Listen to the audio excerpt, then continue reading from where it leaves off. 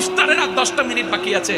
আপনার সামনে প্লেট, আপনার সামনে খাবার, আপনার সামনে তরমুজ, আপনার সামনে ফল, আপনার সামনে শরবত, আপনার সামনে লেবুর ঠান্ডা পানির শরবত।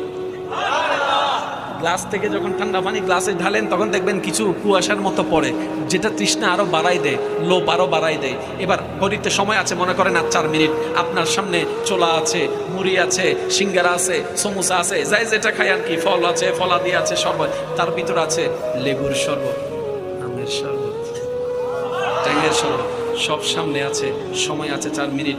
আপনি সব কিছুকে সামনে রেখে হাত দুটাকে গোটে গোটে দরুদ শরীফ পড়তে আছেন, ইস্তিগফার করতে আছেন, দোয়া করতে আছেন, দরুদ পড়তে আছেন, দোয়া পড়তে আছেন।